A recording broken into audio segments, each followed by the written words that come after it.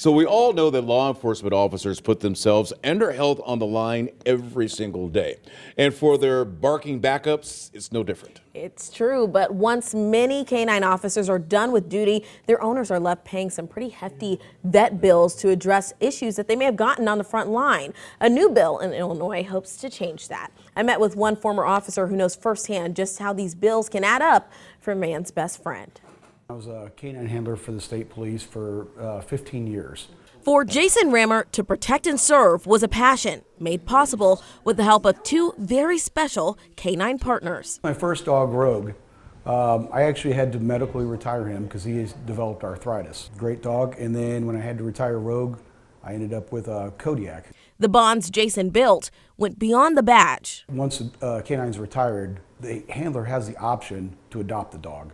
And Jason didn't hesitate. At that point, that dog has served with you so long and you've been through so much. From former officers, still think he's winning, to family pets, but still bearing more than a few bumps and bruises from tactical training. Like any athlete, those jumps and stuff wear on your body. And actual police work. Now we have no safety measures. Kodiak, one of my apprehensions with him, the guy actually was punching him in the head. These dogs sustaining injuries and chronic conditions like the strain on Rogue's joints. He got to the point I had to get monthly injections to help with the arthritis. You incur all the medical bills. Jason's vet bills quickly piled up, costing hundreds of dollars a month.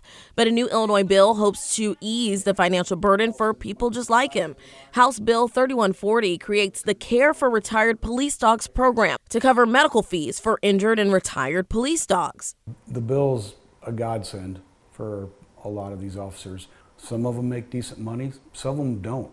Sadly, even after years of treatment and thousands of dollars worth of care. Basically, his legs were completely stiff. He tried to use the restroom. He's having a lot of problems, and which is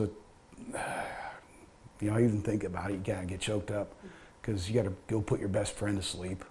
Jason says he thinks of Rogue and Kodiak every day. After leaving the police force, new hope in the form of one very playful pup. It brings back a lot of memories. And by the way, this bill passed on the last day of the Illinois legislative session. It still has to be signed into law by the governor. But even after that, it would have another hurdle to clear before vet bills would actually be paid. License plate sales, not taxpayer money, would cover the vet fees. I met with the bill's co-sponsor to explain. This program will only be operational if 2,000 license plate requests are received by January of 2028 for a special license plate. And to get that special license plate, they can get online and search Illinois K-9 Memorial License Plate, or they can visit the Illinois Secretary of State's website under the pickup plate and then choose the first responder category. When you do go there online, you want to ask for the Police K-9 Memorial License Plate. You can find much more about this story later on this morning on our website, ksdk.com.